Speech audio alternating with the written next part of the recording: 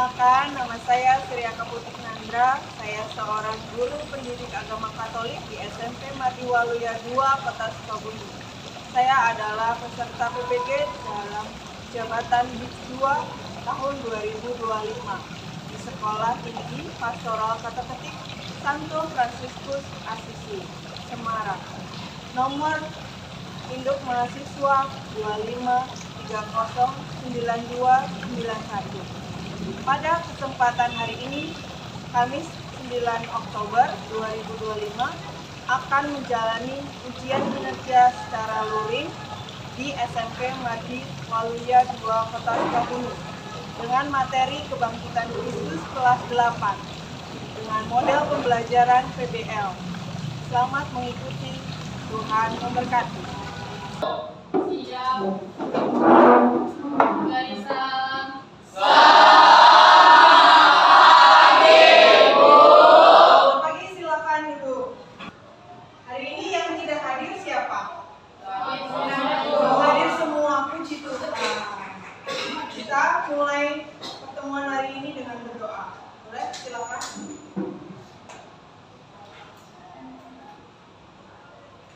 Teman-teman, mari kita berdoa. Dalam nama kepada ya Tuhan, terima kasih karena mengumpulkan kami di pagi hari ini.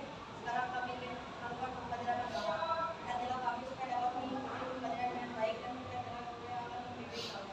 Tuhan Yesus, anak Santo Fransiskus Asisi, Doakanlah kami, Ibu Sarwi, doakanlah kami. Sebelum mulai, kita nyanyi dahulu. Yang bisa ikutin, ikutin.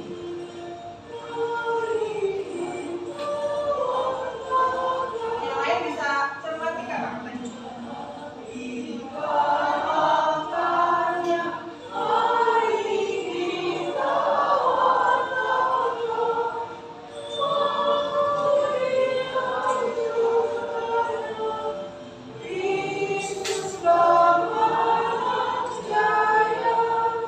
Masih ingat gak pembelajaran minggu lalu?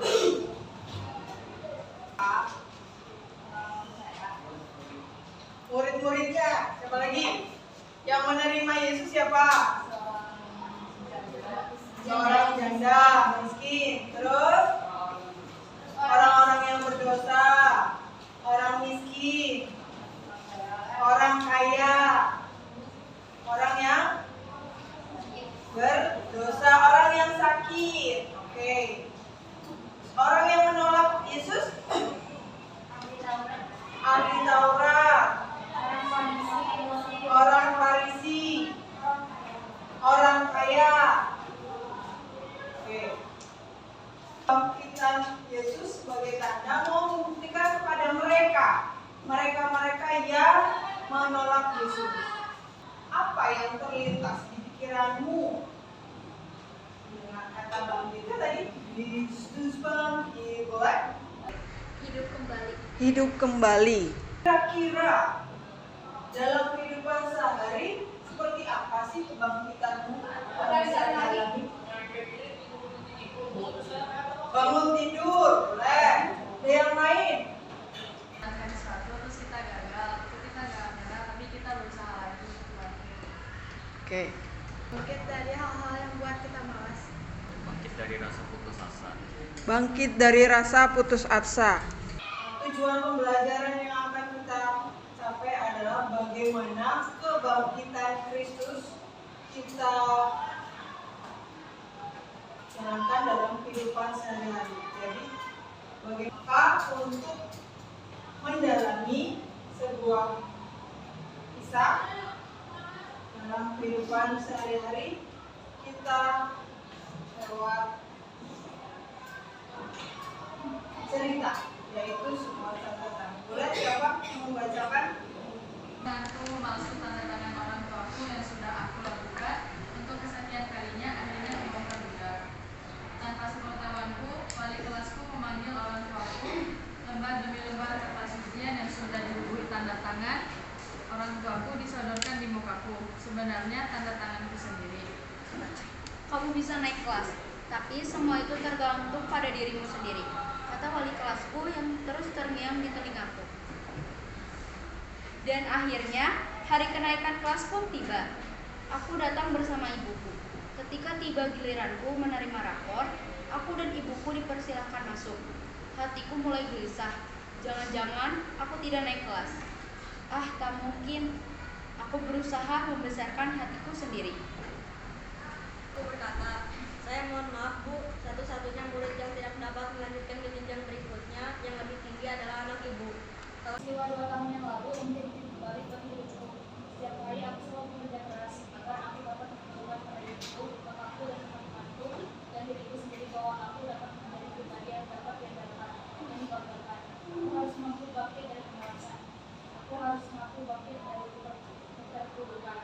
Dan aku bukan pecundang yang selalu kalah dalam menjual.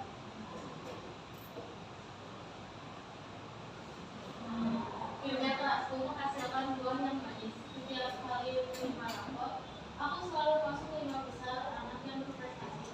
Meski belum menjadi anak yang terbaik, ibuku cukup bahagia. Kalau aku juga semakin menunjukkan perhatian kepadaku.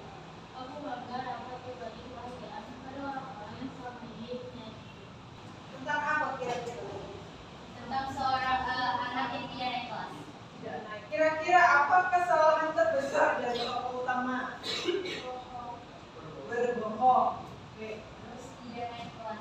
Tidak belajar sungguh-sungguh. Bermalas-malasan. Bermalas-malasan. Oke. Bagaimana ia menunjukkan penyesalan dan perubahan diri?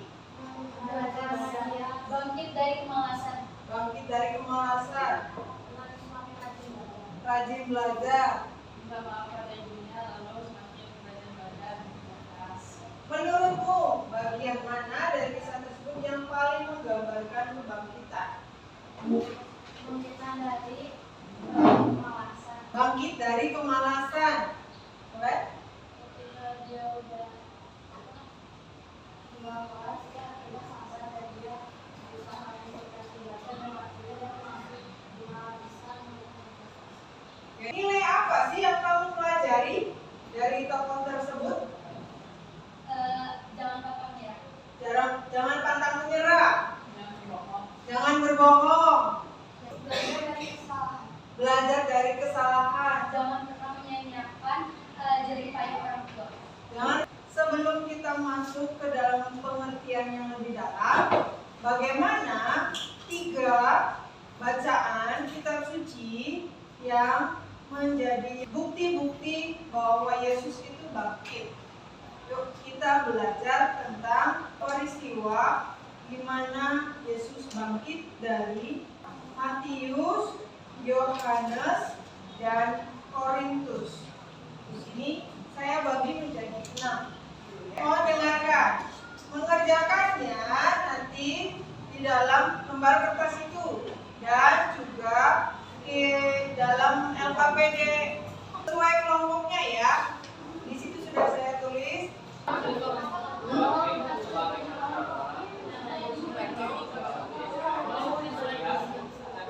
Ada kesulitan?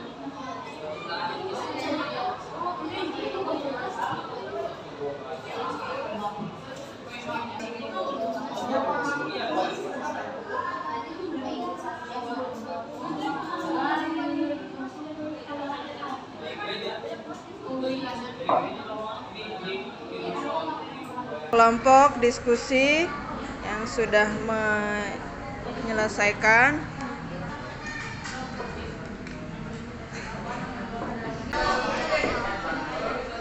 Kelompok 1 sudah menyelesaikan diskusinya. Ini kelompok berapa? 5 sudah menyelesaikan. Ini kelompok 3 sudah menyelesaikan dari kelompok 4. Kita baca dulu Matius 28 ayat 1 sampai 10. Untuk yang ganjil laki-laki, yang genap perempuan. Bisa? Setelah hari Sabat lewat, menjelang menyising fajar pada hari pertama, minggu itu pergilah Maria, Magdalena dan Maria yang Maka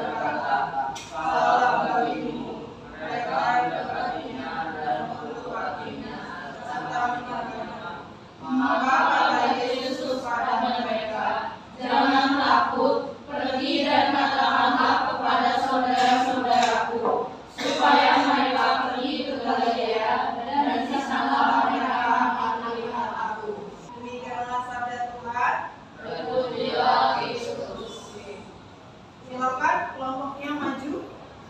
Selamat pagi semuanya, kami dari kelompok 4. Pagi. Nama saya. Nama saya Tia. Nama saya Nanda. Nama saya Angel. Nomor 2. Apa makna kebangkitan menurut kalian? Makna kebangkitan adalah agar kita bangkit dari kemalasan, bangkit dari keburukan, atau dari hal yang membuat kita mantap sejarah, mau berusaha untuk meraih sesuatu dan belajar dari kesalahan. Oke, siap. Terima kasih. Beri tepuk tangan dulu. Yohanes 20 ayat 19. Yesus menampakkan diri kepada murid-muridnya. Ketika hari sudah malam, pada hari pertama minggu itu, berkumpullah murid-murid Yesus di suatu tempat dengan pintu-pintu yang terkunci, karena mereka takut kepada orang-orang Yahudi. Pada waktu itu datanglah Yesus dan berdiri di tengah-tengah mereka dan berkata, "Damai sejahtera bagi kamu."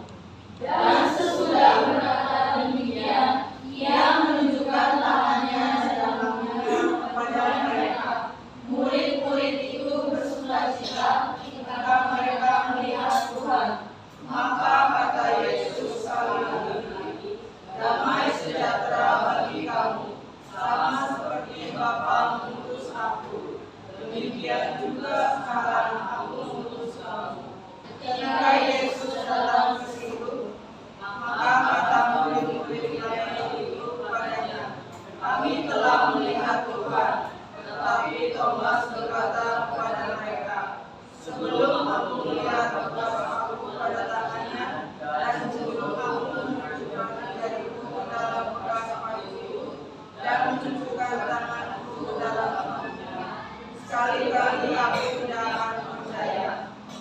8 hari kemudian, murid-murid Yesus berada kembali dalam rumah itu, dan Thomas bersama dengan mereka. Sementara pintu-pintu terkunci, Yesus datang dan Dia berdiri di tengah-tengah mereka dan berkata, "Damai sejahtera bagi kamu." Kemudian Dia berkata kepada Thomas, "Taruhlah jarimu di sini dan lihatlah tanganku, ulurkanlah tanganmu dan masukkanlah ke dalam lambungku, dan jangan engkau tidak percaya lagi, melainkan percaya." Thomas menjawab dia, "Ya Tuhanku dan Allahku." Kata Yesus kepadanya, "Karena engkau telah melihat aku, maka engkau percaya. Berbahagialah mereka yang tidak." Silakan kelompok berikutnya. Ini kelompok 2. Selamat siang semuanya. Siap. Kenalkan, nama saya Jasmine. Perkenalkan, saya Jepangka. Sekarang kami akan mempresentasikan mengenai kebenaran Yesus dari kelompok 2. Bukti yang kedua, Yesus menampakkan diri pada murid-muridnya, menunjukkan tangan dan lambungnya yang bolong pada murid-muridnya yang tidak percaya bahwa Ia sudah bangkit. Apa makna kebangkitan menurut kalian? 1. Bangkit dari kematian. 2. Bangkit dari rasa malas. 3. Membangkitkan kepercayaan murid-muridnya.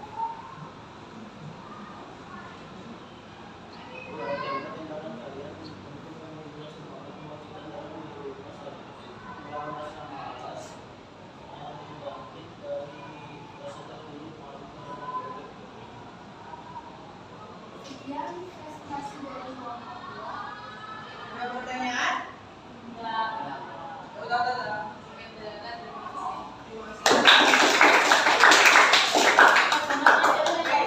Berikutnya dari bacaan 1 Korintus.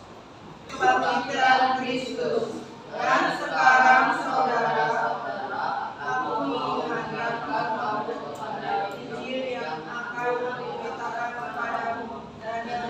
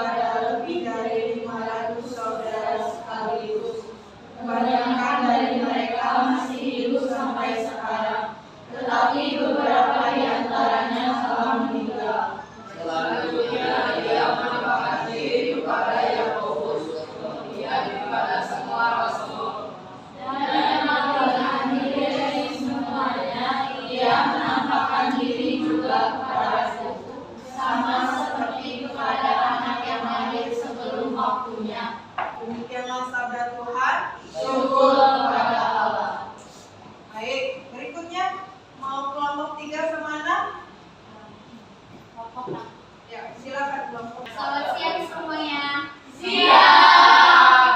Perkenalkan, kami dari kelompok 6. Sebelum kita lanjut ke presentasinya, izinkan kami untuk memperkenalkan diri kami masing-masing. Hai semuanya, perkenalkan, nama aku Tasya. Nama aku Sarah. Nama aku Toga. Oke, mari kita masuk ke presentasinya. Apa saja bukti yang menunjukkan bahwa Yesus bangkit? Bukti-bukti bahwa Yesus bangkit adalah Yesus telah menampakkan dirinya kepada Kefas dan kemudian kepada 12 muridnya. Sesudah itu, ia menampakkan dirinya kepada lebih dari 500 saudara sekaligus. Ia juga menampakkan diri kepada Yakobus, lalu kepada semua rasul. Yang kedua, aku memperhatikan kalian berkira kebangkitan adalah daripada sesuatu yang terjadi dan meninggalkan salah seorang yang lama. Uraikanlah tindakan kalian untuk mewujudkan semangat kebangkitan dalam kehidupan sehari-hari. Belajar dengan rajin atau bersyukur. 2. Belajar dengan pantang menyerah. 3. Latihan dengan pantang menyerah.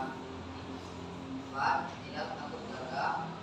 5. Tidak bermalas-malasan. 6. Menghindari kesenangan di dunia. Sekian presentasi dari kelompok kami. Ada yang ingin bertanya?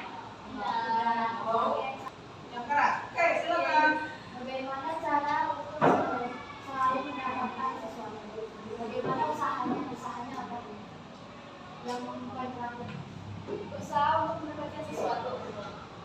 Untuk usaha untuk mendapatkan sesuatu itu tergantung apa yang ingin kita dapatkan.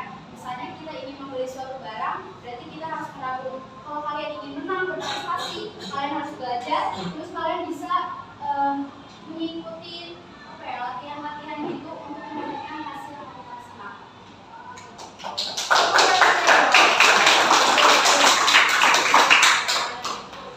Kira-kira dari diskusi kelompok yang tadi, apa yang kalian dapat? Yang keras ya? kita jadi tahu bagaimana dan apa makna dari itu. Kita jadi tahu apa itu makna kebangkitan. Kemudian, apa hubungannya cerita yang tadi dengan kebangkitan Yesus kira-kira?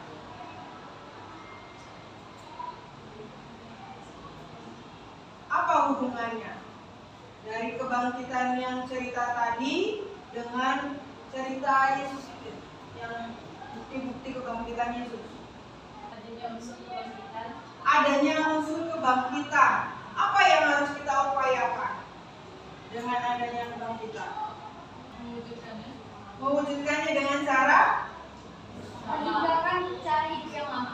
meninggalkan cara hidup yang lama. Oke. Bangkit dari kemalasan dan keterpurukan atau dari hal yang membuat kita rapuh. Kemudian kembali dari kematian sebagai tumbuh hidup yang baru, semangat yang baru. Tubuh kita yang lama dijadikan yang baru. Oke. Tadi kita bersama-sama ya. Tadi kira-kira tokohnya itu melakukan kesalahannya. Nah, ketika melakukan kesalahan dan dosa, melakukannya dengan sadar atau tidak? Sadar. Menanggung resiko. Kemudian dia ngapain? Berusaha untuk berubah, memperbaiki diri. Kemudian ada pertobatan. Nah, kegagalan di tokoh utama itu juga sebagai timbal balik dari yang gagal menjadi sukses. Kemudian ada tanda semangat baru tadi, meninggalkannya lama. Cara yang baru dengan apa? Berusaha menjadi lebih baik. Berusaha menjadi lebih baik. Tadi contohnya apa lagi? Belajar lebih baik. Kemudian Tidak takut gagal. tidak takut gagal. Ada semangat. Nah, hal itu juga yang menunjukkan keteladanan Yesus. Dari yang dulu wafat bangkit. Wafat itu hal-hal yang buruk-buruk bangkit kembali. Dan kita memperbaiki hubungan baik dengan orang lain. Contohnya tadi memperbaiki hubungan dengan orang lain gimana? Minta maaf kepada orang tua. Kemudian kepada guru. Nah, dengan semangat itulah minta maaf menjadi tumbuh semangat baru.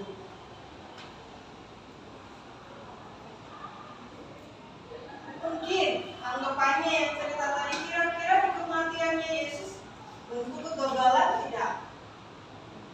Kok kayaknya misi Yesus nggak sampai ya? Sampai nggak kira-kira misi Yesus? Sampai. Lewat siapa? Murid-muridnya. Namun beranggapan bahwa kok cuma sampai seperti ini, kok hanya sampai seperti ini.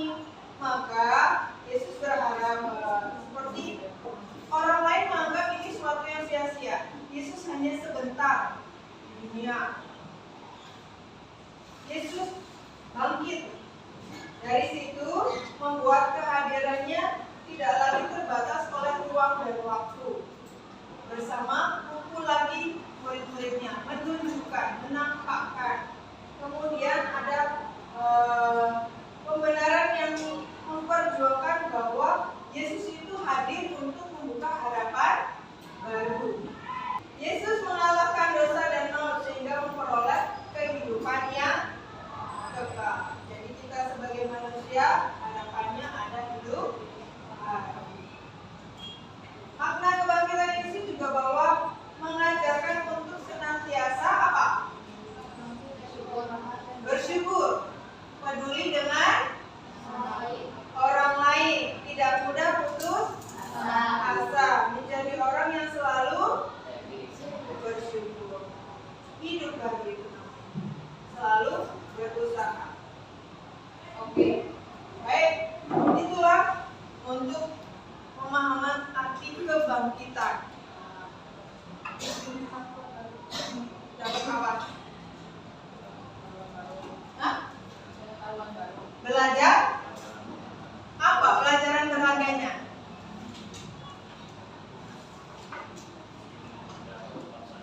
Bahwa bangkit itu nggak selalu bangkit dari kubur, tapi kita juga bisa bangkit dalam kehidupan kita.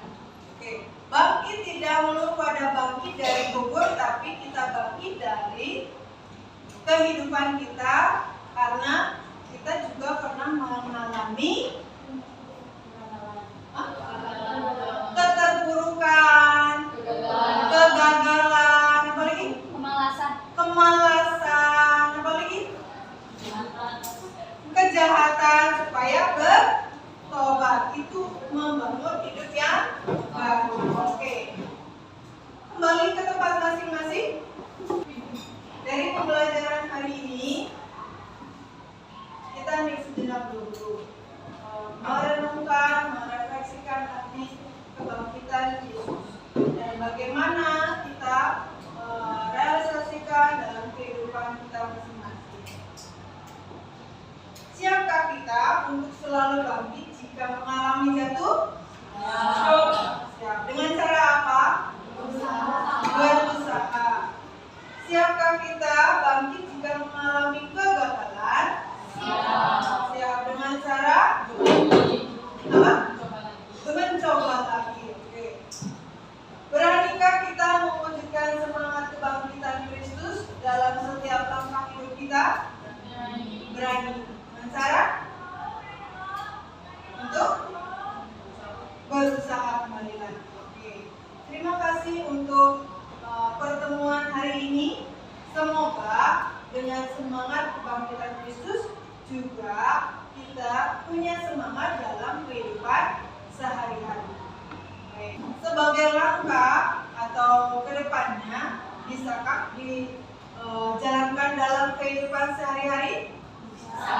Tetap semangat, bangkit dari segalanya. Marilah kita berdoa. Teman-teman, marilah kita berdoa. Tuhan,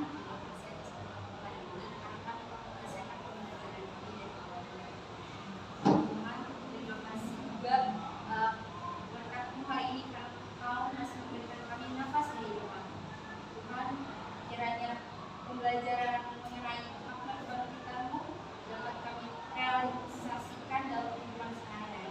Terima kasih Tuhan. Bapak Santo Fransiskus Asisi, doakanlah kami. Ibu Rosa Dewi, doakanlah kami. Dalam Bapa, Putra, dan Roh Kudus. Demikianlah pembelajaran agama tentang materi kebangkitan Kristus sudah selesai. Nanti kembali ke masing-masing. Terima kasih atas doanya. Iya.